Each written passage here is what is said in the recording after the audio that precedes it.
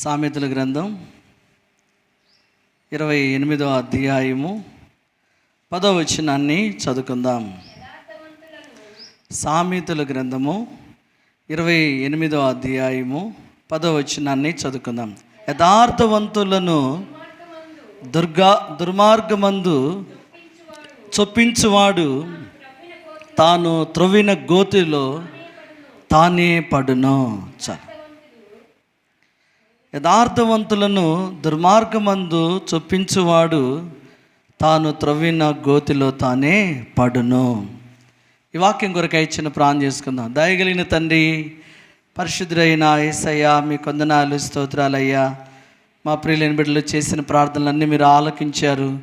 ప్రార్థన ఆలకించు దేవుడు నీవేనయ్యా. మీ కొందనాలు, స్తోత్రాలయ్యా. అయ్యా, వచ్చిన బిడ్డలందరినీ దీవించండి.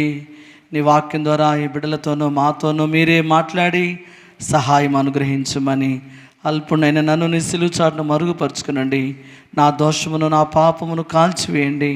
నా అతిక్రమాలన్నీ మీరు సిలువ రక్తంలో తుడిచివేయండి.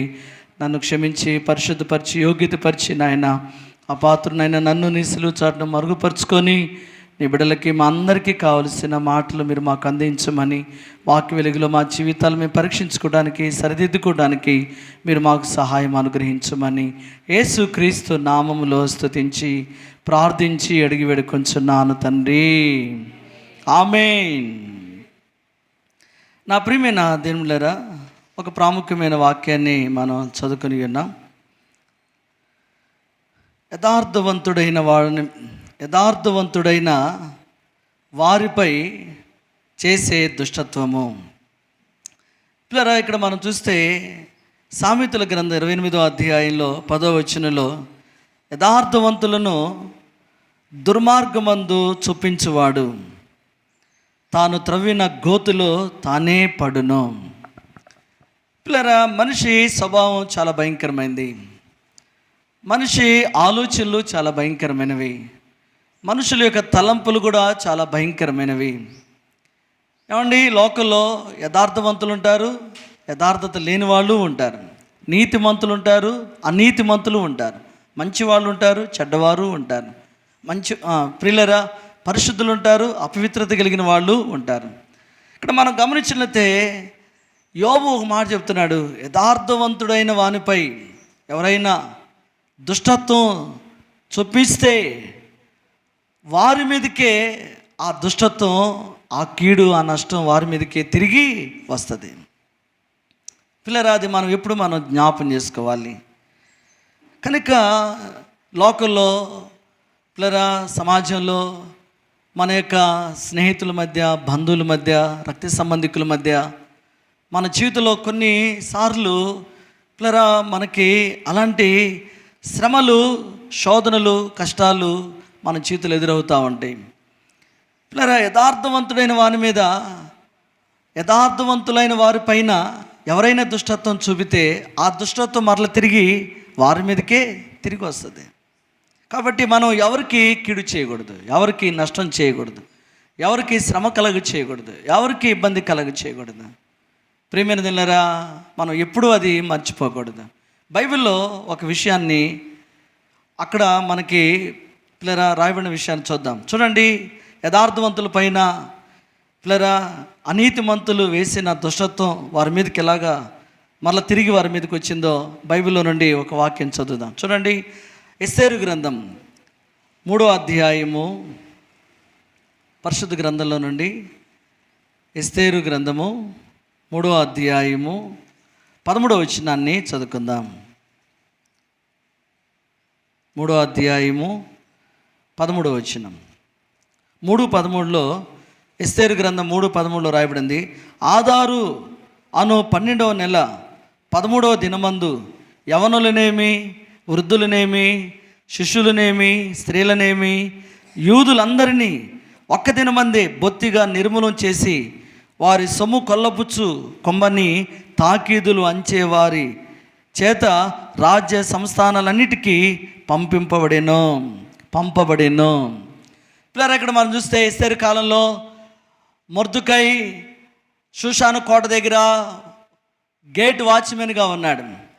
ఎస్తేరు రాణి షూషాను కోటలో రాజుగారికి మహారాణిగా ఉంది.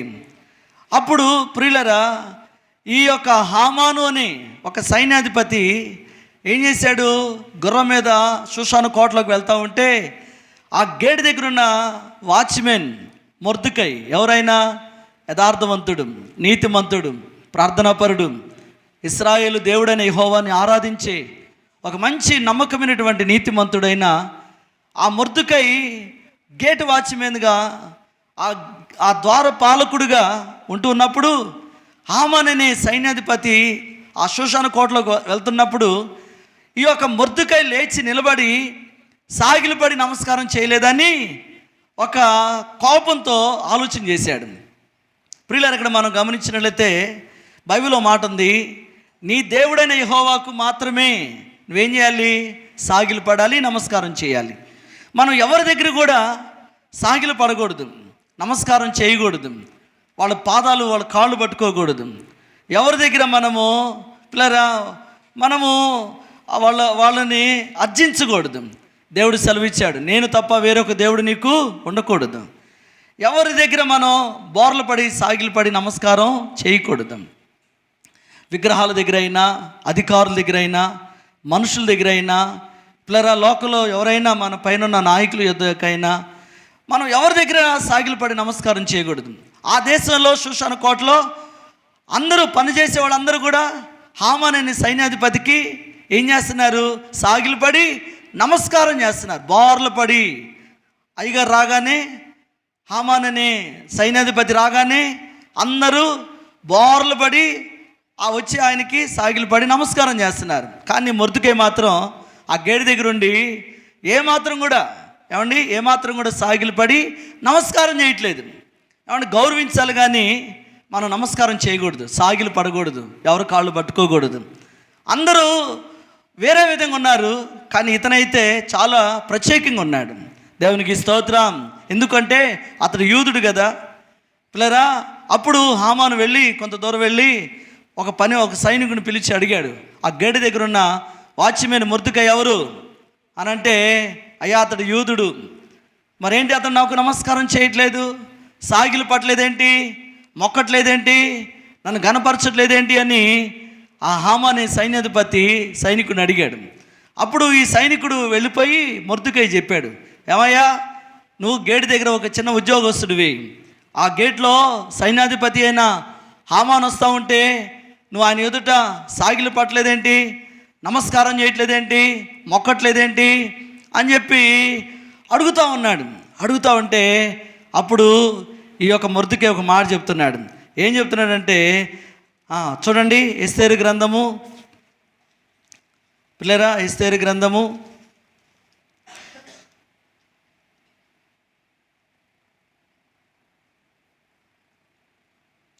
'అతను అన్న మాట ఏంటంటే, నేను యూదును గనుక నేను ఆ పని చెయ్యజాలను అని అంటాడు. ఏమంటాడండి, నేను యూదుడును గనుక నేను ఆ పని చెయ్యజాలను అని చెప్పి అతడు ఒక శ్రేష్టమైన మాటను ఈ యొక్క ఎస్తేరు గ్రంథంలో ఆయన మాట్లాడతాడు.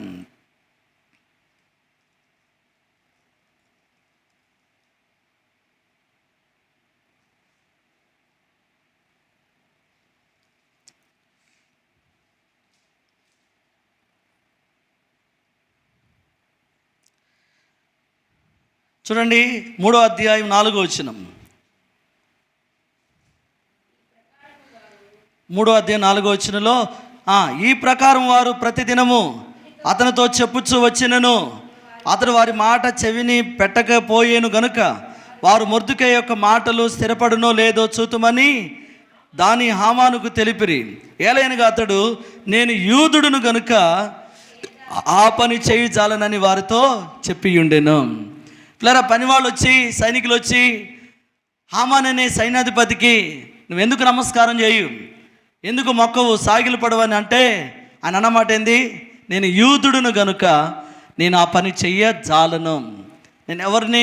నేను యూదుడిని, నేను క్రైస్తవుడిని, నేను ఎవరి దగ్గర సాగిలు పడాలి, నేను ఎవరి దగ్గర మొరక్కాలి, నేను ఎవరి దగ్గర ప్రార్థించాలి, నేను ఎవరి మీద ఆధారపడాలి, నా ఉద్యోగం ఉన్నా లేకపోయినా, నాకు తిండి ఉన్నా తిండి లేకపోయినా, నాకున్నా లేకపోయినా, నన్ను ఏం చేసినా పర్వాలేదు, కానీ ఈ అధికారులకి, నాయకులకి నేను సాగిలపడి నమస్కారము చేయజాలను అని చెప్పి పిల్లరా ఒక శ్రేష్టమైన నిర్ణయం తీసుకున్నాడు. తీసుకోగానే హామాన్ ఏం చేశాడు తెలుసా? రాజు దగ్గరికి వెళ్ళి, మన దేశంలో ఇశ్రాయేలు ప్రజలు ఉన్నారు, యూదులైన వాళ్ళు ఉన్నారు, మన దేవతలను ఆరాధించట్లేదు, కాబట్టి వారందరినీ ఒక్క రోజులోనే నాశనం చేద్దామని చెప్పి లెటర్ రాసి సంతకం చేయించాడు. ఎవరి దగ్గర? రాజు దగ్గర. చూడండి, దేవుని వాక్యంలో నుండి ఈ యొక్క ఎస్తేరు గ్రంథం 3వ అధ్యాయము 13వ వచనంలో మాట్లాడబడింది. 3:13 ఆదారు అను 12వ నెల 13వ దినమందు యవనులేమి, యూదులనేమి, వృద్ధులనేమి, శిష్యులనేమి, స్త్రీలనేమి, యూదులందరినీ ఒక్క దినమందే బొత్తిగా నిర్మూలన చేయాలి. ఏం చేయాలంటే ఒక్క రోజులోనే యూదులందరినీ నిర్మూలన చేయాలి, నాశనం చేయాలి. అసలు వీళ్ళు మాట వినేవాళ్ళు కాదు, లోబడేవాళ్ళు కాదు, వీళ్ళు గౌరవించేవాళ్ళు కాదు అని చెప్పి ఇలా ఒక్క రోజులోని వీళ్ళందరూ నాశనం చేయాలని ఏం చేశాడు హామాను? తాకీదులు రాయించి రాజుగారి చేత సంతకం చేయించాడు. ఇప్పుడు రాజుగారు ఆజ్ఞాపిస్తే కొండ మీద కోతని దిగి రావాల్సిందే. లెటర్ రాసి నా లెటర్ మీద సంతకం పెడితే అది అమలు చేయబడాల్సిందే, అది జరగాల్సిందే. ఇప్పుడు హామాన్ ఏం చేశాడు? నీతిమంతులైన వారి మీద, యథార్థవంతులైన వారి మీద, యూదులైన వారి మీద, అంతేకాదు మొర్దుకై లాంటి వారి మీద ఏం మోపాడైనా? దుర్మార్గతం, దుష్టత్వం ఇలా మోపాడు. వాళ్ళందరినీ చంపాలని ఆలోచన చేశాడు. మన మూలవాక్యం ఏముంది? యథార్థవంతుల మీద ఎవరైనా దుష్టత్వం మోపితే ఆ దుష్టత్వమే, ఆ కీడే, ఆ యొక్క అదే మరలా తిరిగి వాళ్ళ మీదకి వస్తుందని రాయబడింది. ఇక్కడ దేవుని వాక్యంలో ఆ యొక్క హామాన్ ఏం చేశాడంటే పిల్లరా ఆ యొక్క దుష్టత్వం యూదులందరి మీద మోపాడు. చివరికి చూడండి 6వ అధ్యాయం, ఎస్తేరు గ్రంథం 6వ అధ్యాయము 4వ వచనం. 6:4 అప్పుడు ఆవరణములో ఎవరున్నారని రాజు చెప్పాను. అప్పటికి హామాను తాను చేయించిన ఉరి కొయ్య మీద మొర్దుకైని ఉరి తీయింప సెలవిమ్మని రాజుతో మనవి చేయుటకై రాజు నగరానికి ఆవరణలోనికి వచ్చి ఉండెను. పిల్లలు ఇక్కడ మనం చూస్తే ఏమైందంటే మొర్దుకయి, హామాను మొర్దుకైకి వారు ఉరికంబాన్ని ఏర్పాటు చేశాడు. ఏం ఏర్పాటు చేశాడండి? ఉరికంబాన్ని ఏర్పాటు చేశాడు. ఎవరికి? మొర్దుకైకి ఆ ఉరికంబాన్ని ఏర్పాటు చేశాడు. ఎందుకు అంటే సాగిలు పడలేదని, నమస్కారం చేయలేదని, మొక్కలేదని పిల్లరా, అందుకోసం అలాగా సిద్ధం చేశాడు. చూడండి 7వ అధ్యాయం 10వ వచనం. కాగా హామాను మొర్దుకైకి సిద్ధం చేసిన ఉరికొయ్యి మీద వారు అతనినే ఉరి తీసిరి. అప్పుడు రాజు యొక్క ఆగ్రహము చల్లారెను. చూడండి 6వ అధ్యాయం 4వ వచనంలో హామాను ఏం చేశాడు? మొర్దుకైకి ఉరికంబాన్ని సిద్ధం చేశాడు. 7వ అధ్యాయం 10వ వచనంలో చాలా త్వరగానే అతను ఏదైతే ఉరి సిద్ధం చేశాడో ఆ ఉరి కొమ్మ మీదనే తన జీవితాన్ని ఉరి తీయబడి చనిపోయినట్లుగా మనం చూస్తున్నాం. కాబట్టి ప్రియమైనలారా, మనము ఎప్పుడు మర్చిపోకూడదు. మనం ఏ గోతిని, ఏ గుంటను మనం తవ్వుతామో ఆ గుంటలోని మనం పడిపోతాం. ఏ ఉరిని, ఏ కీడుని, ఏ నష్టాన్ని, ఏది మనం చేయాలని పిల్లల యథార్థవంతుల మీద, నీతిమంతుల మీద, దేవుని మీద, దేవుని కార్యాల మీద ఏదైతే మనం తలపెడతామో అదే వారి మీదకి వస్తుంది అని దేవుని వాక్యంలో చాలా స్పష్టంగా రాయబడింది. పిల్లల దేవుని తీర్పు, దేవుని ఉగ్రత, దేవునికి శిక్ష పెళ్ళున పడుతుంది. అది మన జీవితంలో ఎన్నడూ అది మన మీదకి దూరం కాకుండాను గాక. ఆమేన్. దేవునికి స్తోత్రం. పిల్లరా, నాకు తెలిసిన ఒక అంకుల్ గారు ఉన్నారు. ఆయన పేరు మంద కృపారావు గారు. పిల్లరా, లీలమ్మ గారికి తెలిసి ఉంటుంది. ఆయన ఒక రోజున చర్చి తలుపులు ఎగ్గిరి తన్నాడండి. తలుపుల్ని ఎగ్గిరి తన్నాడు ఒక రోజున, చర్చిలో గొడవలు ఉంటాయి. అంతే పిల్లడు ఆయన అంకులు. పిల్లరా, ఎప్పుడైనా మీరు అటు డొంక రోడ్డు అటు ఏరియాకి వెళ్తే ఒక పెద్ద కాలువలో తన పెద్ద కుమార్తె 40 సంవత్సరాలు యవనస్తురాలు కాలంలో కూర్చొని మురికి నీళ్ళు తాగుతుంది. ఎంత భయంకరమైన శాపం అండి. పిచ్చిదిగా బట్టలు లేకుండా ఒక్కోసారి అలాగ తిరుగుతూ కనపడిన వాళ్ళు ఏదో ఒక ఏమండి చున్నీ కప్పి అట్లాగా పక్కన కూర్చోబెట్టేవాళ్ళు. ఏమండి అంతేకాదు ఆమె అలాగనే కూర్చొని కాలువలో కూర్చొని ఆ మురికి నీళ్ళు తాగుతా మట్టి తింటా అక్కడ కుండీల దగ్గర ఏదో పడి ఉంటే తినేస్తూ ఉంటే పిల్లరా పెళ్ళి కాకుండానే యవనస్తురాలు పిచ్చి పిచ్చిగా తిరుగుతూ ఉంటే నేను చాలా బాధపడి ఏమైనా వాళ్ళ తల్లిదండ్రులు ఏమైనా తప్పు చేశారా అని నేను ఆరాధించి అడిగాను. పెద్దవాళ్ళని అడిగితే చెప్పారు అప్పుల్లో చర్చిలో గొడవలు ఉండేవి. ఆ గొడవలకి ఆయన ఏం చేశాడు, పలానా ఆయన చర్చి తలుపులు గట్టిగా కాలుతో తన్నాడయ్యా, అది మాకు బాగా గుర్తుంది. చర్చిని 2 భాగాలు చేశారయ్యా వాళ్ళంట దుర్మార్గులయ్యా. అంకులు ఉన్నారా ఇప్పుడు అంటే లేరు. పిల్లలు ఏం చేస్తున్నారని చూస్తే భయంకరమైన శాపాన్ని అనుభవిస్తూ ఉన్నారు. కారణం ఏంటి అంటే వారి తల్లిదండ్రులు చేసిన ఘోరమైనటువంటి తప్పిదములే వారి పిల్లల మీదకి వచ్చినాయి. ఎప్పుడు కూడా మన జీవితంలో సేవకులకి కానీ సంఘానికి కానీ దేవునికి కానీ యథార్థవంతులకి కానీ నీతిమంతులకి ఎన్నడూ ఏది మనం చేయకుండా గాక. ఆమేన్. పిల్లరా చూడండి, హామానుకి నమస్కారం చేయలేదని యూదులందరికీ ఏం చేశాడంట, అతను ఉరికంబాన్ని సిద్ధం చేశాడంట. ఏది సిద్ధం చేశాడో అదే అతని మీదకి వచ్చింది. కాబట్టి పిల్లరా మనము ఎన్నడూ కూడా అలాంటి స్వభావం మనలో ఉండకూడదండి. అలాంటి ఆలోచనలు అలాంటి తలంపులు మన జీవితంలో కలగకూడదు.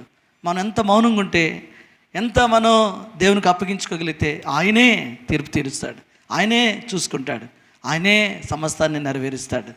పిల్లరా మనం అలాగా యథార్థంగానే నమ్మకంగానే దేవునికి ఇష్టంగా మనం జీవించాలి. ఆమేన్.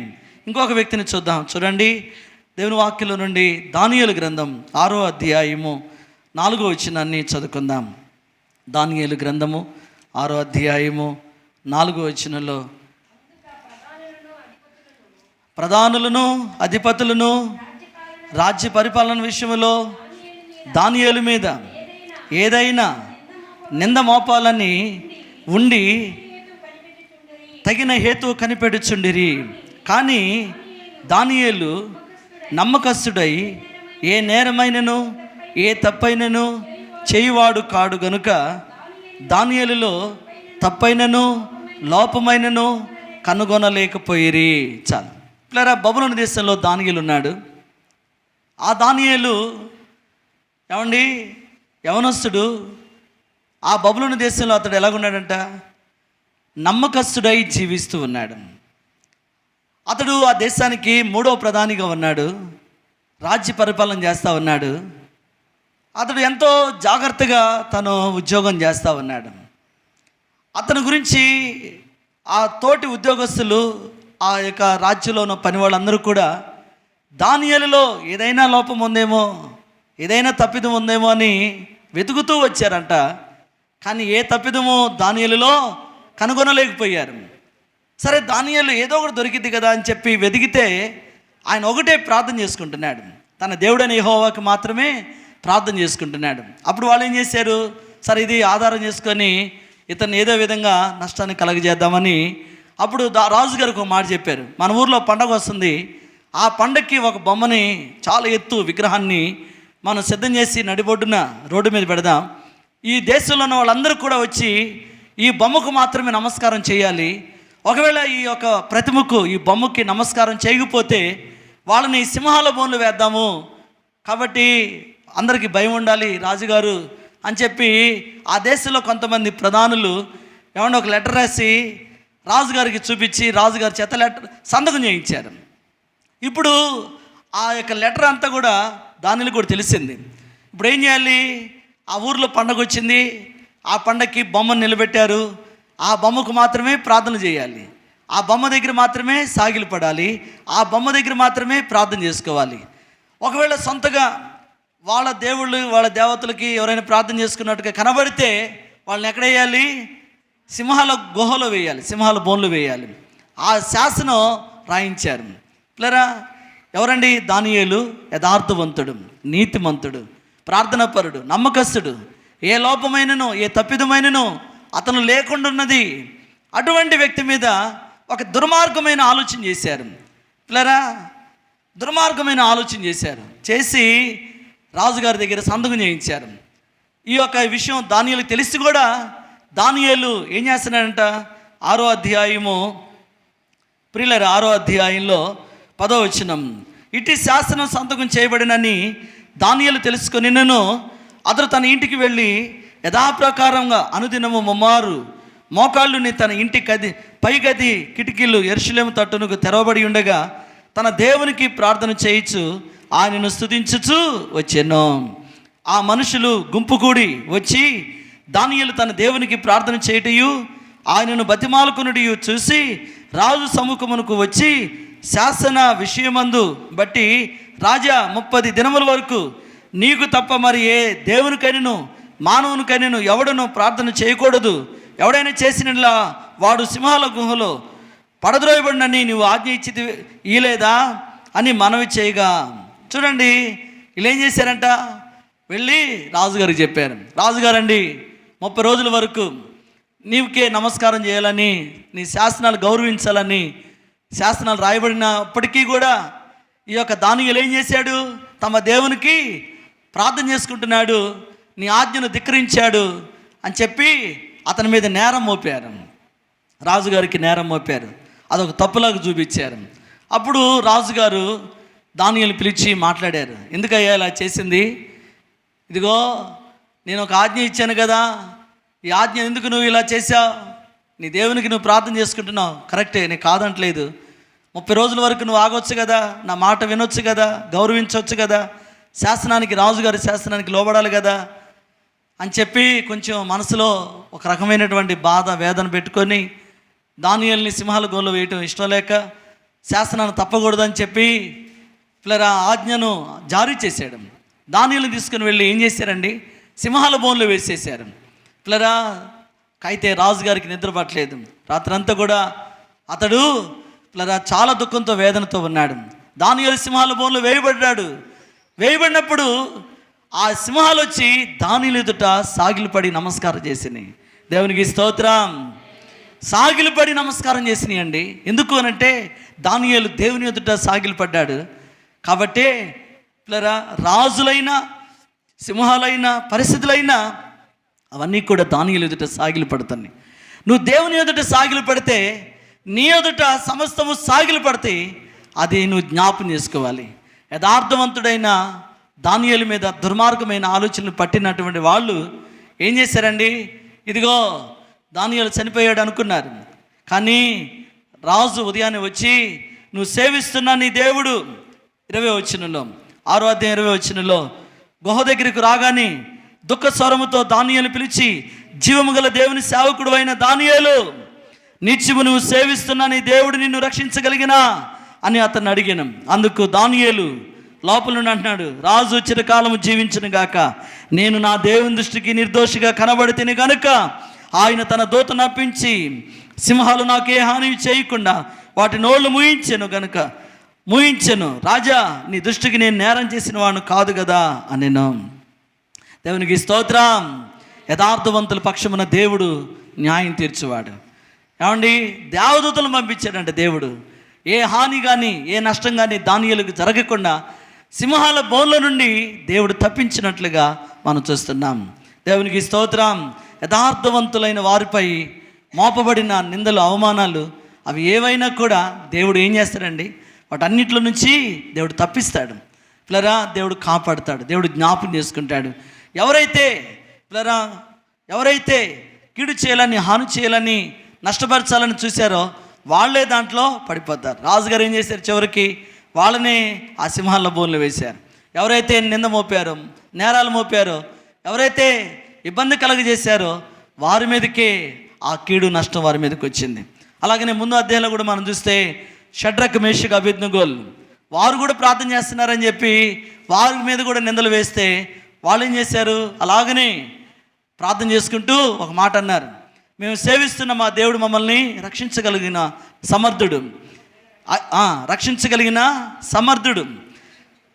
రక్షించకపోయినా మేము మాత్రం ఈ ప్రతిమకు మాత్రం నమస్కారం చెయ్యం అని చెప్పి అగ్నిజ్వాలలో వేయబడినప్పటికీ వేస్తామని చెప్పిన అగ్నిజ్వాలలు మమ్మల్ని కాల్చివేసినా చనిపోయినా మాకు పర్వాలేదని చెప్పి వాళ్ళు అలాగనే తీర్మానం తీసుకున్నారు. దేవునికి స్తోత్రం. పిల్లరా చూడండి, ముగ్గురు నేస్తే నలుగురు తిరుగుతున్నారు లోపల.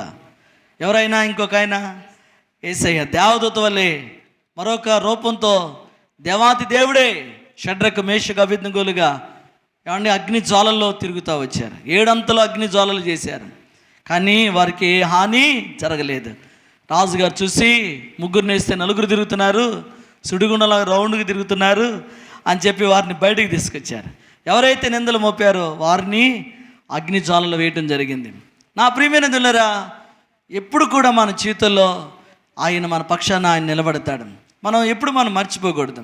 మనము ఆయన వైపు చూడగలిగితే, ఆయన మీద ఆధారపడగలిగితే, ఆయన మీద విశ్వాసం ఉంచగలిగితే ప్రభువుని జీవితంలో ఏదైనా చేయగలిగిన వాడని ప్రభు పేరిట మనం చేస్తున్నాను. కనుక దానియేలు, షడ్రకు, మేషకు, అబేద్నెగోలు వీళ్ళందరి జీవితంలో దేవుడు సమర్థుడుగా ఉండి వారికి న్యాయం తీర్చాడు, వారికి సహాయం చేశాడు, వారిని తప్పించాడు, వారిని కాపాడాడు, వారికి సహాయం చేసి వారిని విడిపించి దేవుడు జ్ఞాపం చేసుకున్నాడు. వారి మీద ఎవరైతే పిల్లరా దుర్మార్గమైన చర్యను, దుర్మార్గమైన ఆలోచన, పిల్లరా కీడు, నష్టాన్ని, మరణాన్ని కావాలని పిల్లరా లేకుండా చేయాలని తలంచారో వారే ఆ గుంటలో గోతిలో పడి వారి జీవితాలు ముగించబడి పిల్లరా అలాంటి మనస్థితి మనం ఉండకూడదు. చూడండి, దేవుని వాక్యం ఇంకొక విషయాన్ని చదువుదాం. మొదటి సమూయేలు గ్రంథం 20వ అధ్యాయము 31వ వచనాన్ని చదువుకుందాం. 3వ వ్యక్తిని మనం చూస్తే మొదటి సమూయేలు గ్రంథం 20వ అధ్యాయం 31వ వచనం చదవండి. 20వ అధ్యాయం 31వ వచనం. సౌలు యోనాతాను మీద బహుగా కోపపడిను.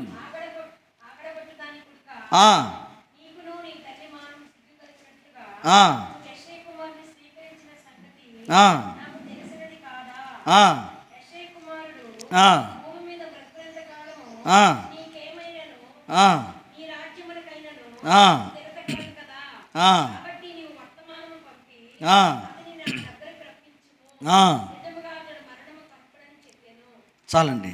ఇలా అక్కడ చూస్తే సౌలు దావీదు మీద ఈర్ష్యపడ్డాడు, కోపపడ్డాడు, ఆగ్రహం కలిగి ఉన్నాడు. ఇలా దావీదుని చంపాలని ఆలోచన చేశాడు. ఎవరిని చంపాలని? దావీదుని చంపాలని ఆలోచన చేశాడు. దావీదు ఎలాంటి వాడు? ప్రార్థనాపరుడు, యథార్థవంతుడు, నీతిమంతుడు, భయభక్తులు కలిగిన వాడు, దేవునికి ఇష్టడైన వాడు. ఏమండి, దావీదు చేసిన తప్పేంటి? అతను చేసిన తప్పేమీ లేదు. ఒక చిన్న విషయంలో పిల్లరా ప్రజలందరూ కూడా దావీదుకి 10,000 కొలది, సౌలుకి 1,000 కొలదని పాటలు పాడారు. ఆ పాటలు వినలేక చూడలేక ప్రజలందరూ కూడా దావీదు పక్షాన ఉన్నారని ఒక కోపాన్ని, ద్వేషాన్ని, అసూయను దావీదు మీద పెంచుకుంటూ వచ్చాడు సౌలు. అదే సౌలు పతనానికి, సౌలు యొక్క నాశనానికి కారణమైంది. దావీదు దొరికితే దావీదుని ఈడితో పొడిచి గోడకి బిగించాలనుకుంటున్నాడు. ఎవరు? సౌలు. ఏమంటే గోడకి ఒక ఫోటోని ఎలా తగిలించారో, గోడ గడియారాన్ని ఎలా తగిలించారో, సౌలు అనే వ్యక్తి దావీదుని ఒక ఈటి తీసుకొని, బళ్ళని తీసుకొని గుండెలో గుచ్చి పొడిచి అలా గోడకు బిగించాలనుకున్నాడంట. అలాగ ఆలోచన చేశాడు. అలాంటి ఊహలు, అలాంటి తలంపులు, అలాంటి కోపం, ద్వేషం అలా పెంచుకున్నాడు.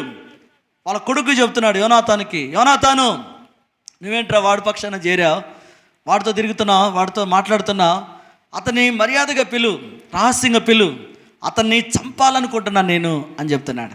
కొడుకు అడుగుతున్నాడు, అతను చేసిన నేరం ఏంటి? అతను ఏ తప్పు చేశాడు? ఎందుకు చంపాలనుకుంటున్నావు? అతను యథార్థవంతుడు కదా, అతని మీద నీకు ఎందుకు కోపం, ఆగ్రహం ఎందుకు అని చెప్పి కొడుకు తండ్రిని అడుగుతున్నాడు. లేదు, వాడిని చంపాల్సిందే, వాడు ఉండకూడదు ఇక్కడ అని చెప్పి దావీదు మీద సౌలు ఈర్ష్య కలిగి ఉన్నాడు. పిల్లరా ఏమనుకున్నాడంటే, ఎట్ట చంపాలనుకున్నాడు? ఈటి తీసుకొని గుండెలో గుచ్చి పొడిచి గోడకు బిగించాలనుకున్నాడు. అలాంటి తలంపు, ఆలోచన సౌలు చేసుకున్నాడు దావీదు మీద. చివరికి సౌలు ఏమైపోయాడు చూడండి. మొదటి సమూయేలు గ్రంథం 30వ అధ్యాయము 4వ వచనంలో ఒక మాట రాయబడింది. మొదటి సమూయేలు గ్రంథం 31వ అధ్యాయం, మొదటి సమూయేలు 31:4 వచనం. సున్నతి లేని వీరు వచ్చి నన్ను పొడిచి అపహాస్యము చేయకున్నట్లు నీ కత్తి దూసి దాని చేత నన్ను పడవమని తన ఆయుధాల వలన ఆయుధములను మోయువానితో చెప్పగా అతడు భయం చేత అలాగూ చేయనొల్లకుండెను గనుక సౌలు తన కత్తి పట్టుకొని దాని మీద పడిను, సౌలు మరణమాయెను. చూడండి పిల్లరా, సౌలు ఎలా చనిపోయాడంట? తన కత్తి మీద తానే, తన బల్లి మీద తానే పడి అతడు చనిపోయినట్లుగా మనం చూస్తున్నాం. అంటే ఆ కత్తి, ఆ యొక్క బల్యం, ఆ యొక్క సోలం, ఆ యొక్క పిల్లరా అది తన గుండెలో గుచ్చుకొని తన బల్లి మీదనే, తన ఆ యొక్క బాణం మీదనే తను పడి చనిపోయినట్లుగా చూస్తాను. తను ఏం ఆలోచించాడు? యథార్థవంతుడైన దావీదుని ఏమండి ఆ బల్యంతో గుండెలో గుచ్చి పొడిచి చంపి గోడకు బిగించాలనుకున్నాడు. ఎంత కోపాన్ని, ద్వేషాన్ని, అసూయను తన అంతరంగంలో తన స్వభావం పెంచుకుంటూ వచ్చుకున్నాడు. ఇలా చివరికి తన మరణం, తన స్థితి ఎంత ఘోరంగా తన కత్తి మీద తానే పడి గుండెలు గుచ్చుకొని బల్యాన్ని తన మరణించినట్లుగా చూస్తున్నాం. దేవుని ఆత్మను పొందినవాడు, అభిషేకాన్ని పొందినవాడు సౌలు. పిల్లరా, అభిషేకాన్ని పొందినవాడు, దేవుని ఆత్మను పొందుకున్నవాడు, అభిషేకాన్ని పొందుకున్నవాడు, దేవుని చేత ఇశ్రాయేలు దేశానికి రాజుగా నియమించబడినవాడు. దేవుడు ఏర్పాటు చేసుకున్న సౌలు ఎంత ఘోరమైన మరణాన్ని తెచ్చుకున్నాడు. ప్రియమిత్రులారా, చూడండి, యథార్థవంతుడైన దావీదు మీద ఇలాంటి ఆలోచన చేశాడు. చివరికి తాను తవ్వుకున్న గోతిలో తానే పడినట్లుగా మనం చూస్తున్నాం. మోసపోకుడి దేవుడు విక్రించబడాడు. మనుషుడు ఏమి విత్తుతాడో ఆ పంటనే కోసుకుంటాడని దేవుని వాక్యలో మనం రాయబడింది. కాబట్టి పిల్లల తల్లిదండ్రుల దోషము బిడ్డల మీదకి వస్తుంది, బిడ్డల దోషము వారి బిడ్డల మీదకి వస్తుంది. పిల్లరా, చివరికి సౌలు యొక్క కుటుంబంలో ఒక్కడ కూడా మిగిలి ఉండలేదు. ఏమండి, చాలా ఘోరమైనటువంటి శాపాన్ని వారు తరతరాలు అనుభవించినట్లుగా మనం చూస్తూ ఉన్నాం. ఈ మధ్యాహ్న కాల సమయమందు మా ప్రియమైన సహోదరులరా, దేవుని వాక్యంలో మనకి రాయబడిన సామెతల గ్రంథంలో మనం చదువుకున్న వాక్యంలో యథార్థవంతుల మీద దుర్మార్గము చొచ్చిన వాడు తాను తవ్విన గుంటలో తానే పడతాడని దేవుని వాక్యంలో రాయబడింది. కాబట్టి మన తలంపులు, మన ఆలోచనలను శుద్ధి చేసుకోవాలి, పరీక్షించుకోవాలి, నూతనపరచుకోవాలి, సరిదిద్దుకోవాలి, క్షమాపణ వేడుకోవాలి. అయ్యా, నా స్వభావం వేరు నాయన, నా తలంపులు వేరు, నా ఆలోచనలు వేరు, నా క్రియలు, నా ప్రవర్తన వేరు ప్రభువా. అయ్యా, చేదైన వేరు నా జీవితంలో ఎక్కడున్నదో వాటన్నిటిలో నుంచి నాకు విడుదల దయచేయమని మనం ప్రార్థన చేసుకుందాం. దేవుడు కొద్ది మాటలు దీవించును గాక. ఆమేన్. ప్రార్థన చేసుకుందాం. దయచేసి తల వంచండి. ప్రభువా, నీ కృప దయచేయండి అయ్యా. నీ శిలువ రక్తాన్ని వద్దకు వస్తున్నానయ్యా, నన్ను జ్ఞాపం చేసుకున్నాడు అయ్యా అని ప్రార్థన చేద్దాం. స్తోత్రమయ్యా, స్తోత్రమయ్యా, స్తోత్రమయ్యా. అయ్యా, నా తండ్రి పరీక్షించుకునే సమయం, దిద్దుబాటు చేసుకునే సమయం నాయన. ఈ వాక్యం మొదటగా నాకు నాయన అయ్యా సహాయం చేయండి నాయన. నా తలంపులు, నా ఆలోచనలు, నా క్రియలు, నా ప్రవర్తన, నా జీవితం ఎలాగున్నదో అయ్యా నువ్వు నన్ను పరీక్షించండి అయ్యా. అయ్యా, నువ్వు నన్ను పరిశోధించండి అయ్యా. అయ్యా, నువ్వు నన్ను పరిశోధించండి, నన్ను నూతనపరచండి, నన్ను నీ రక్తంలో కడగండి నాయన. అయ్యా, నీ రక్తంలో నన్ను కడగండి అయ్యా. అయ్యా, నా తండ్రి సహాయించండి అయ్యా. ప్రేమించే మనసు నాకు ఇవ్వండి అయ్యా. క్షమించే మనసు నాకు ఇవ్వండి అయ్యా. మేలు చేసే మనసు నాకు ఇవ్వండి అయ్యా. సహాయం చేసే మనసు నాకు ఇవ్వండి అయ్యా. అయ్యా, మీరే సహాయించండి అయ్యా. వాక్యం నా జీవితంలో నెరవేరాలయ్యా. అయ్యా, సహాయించండి నాయన. అయ్యా, హామానుకి నమస్కారం చేయలేదని హామాను ఉరికంబాన్ని సిద్ధం చేశాడయ్యా. అయ్యా, యూదులందరినీ చంపాలనుకున్నాడయ్యా. అయ్యా, ఏ ఉరికంబానైతే హామాను సిద్ధం చేశాడో అదే ఉరికంబ మీద అతడు ఉరి తీయబడ్డాడయ్యా. తాను తవ్విన గుంటనే తాను తెచ్చుకున్నాడయ్యా. తాను సిద్ధం చేసుకున్న ఉరికంబ మీదనే తను ఉరి తీయబడి చనిపోయాడయ్యా. అయ్యా, కీడుకి ప్రతి కీడు నాయన. అయ్యా, నా తండ్రి చేయాలని ఆలోచన ఎంత ఘోరమైనది నాయన. అయ్యా, నీ వాక్యంలో అలాగా ఎంతో నష్టాన్ని తెచ్చుకునే వాళ్ళు ఉన్నారయ్యా. దేవా, ఈ లోకంలో మేము జీవిస్తూ ఉన్నాం అయ్యా. నా తండ్రి, మా జీవితాల్లో, మా తలంపులు, మా ఆలోచనలు, మా క్రియలు, మా ప్రవర్తనలు ఎక్కడ కూడా నాయన దేవా నిన్ను బాధ పెట్టేవిగా ఉండకుండా సహాయం చేయండి అయ్యా.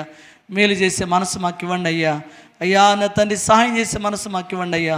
ఓర్పు, సహనం, క్షమించే మనసు, దహించుకునే మనసు మాకు ఇవ్వండి అయ్యా. మీకు వందనాలు, స్తోత్రాలయ్యా. దానియేలు నమ్మకస్తుడయ్యా, ప్రార్థన పరుడయ్యా. దానియేలు నీతిమంతుడయ్యా. దానియేలు నాయనా నీ సన్నిధిలో నిందారహితుడయ్యా. అతని మీద నిందలు, నేరాలు మోపారయ్యా, శాసనాలు రాయించారయ్యా. తాకీదులు రాశారయ్యా, రాజుకి కంప్లైంట్ ఇచ్చారయ్యా.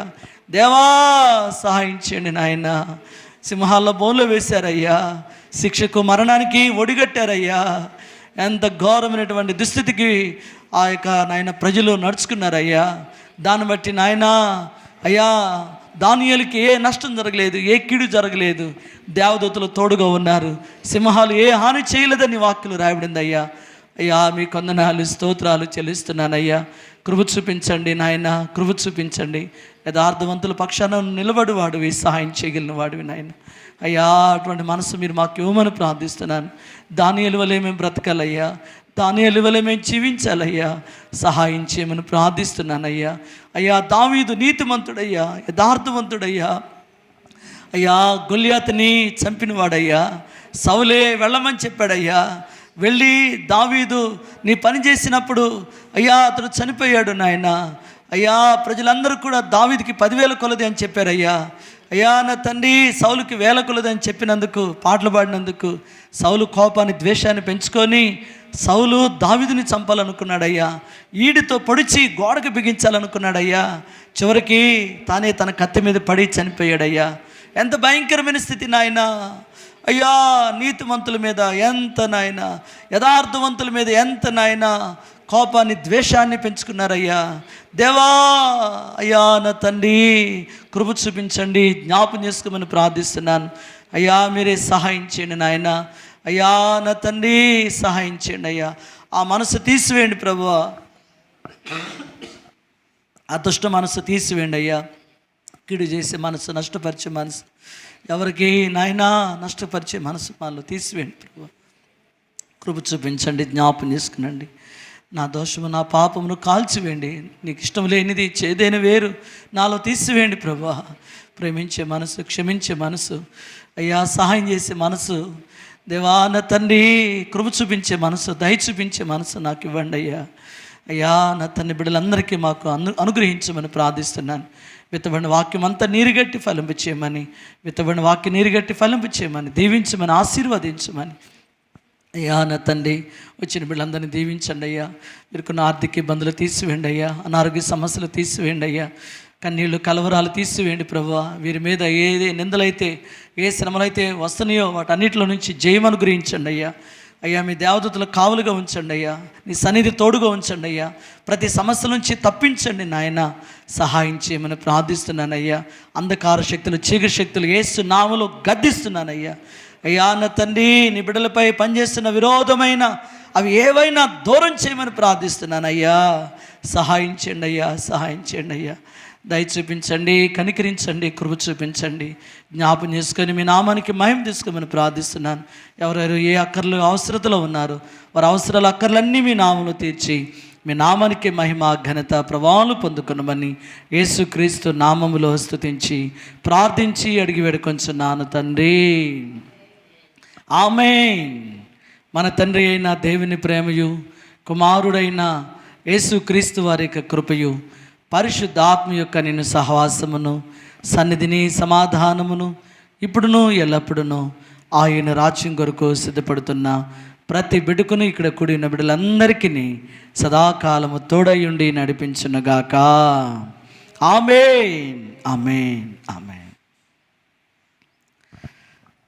ప్రభునాలు మీ అందరికీ వందనాలు తెలియజేస్తున్నాను. పిల్లరా మరలా శనివారం రాత్రి సిద్ధపాటు ఉపవాస ప్రార్థన కొడుకులో పాల్గొనాలని మనం చేస్తూ ఉన్నాను. కొన్ని ప్రార్థన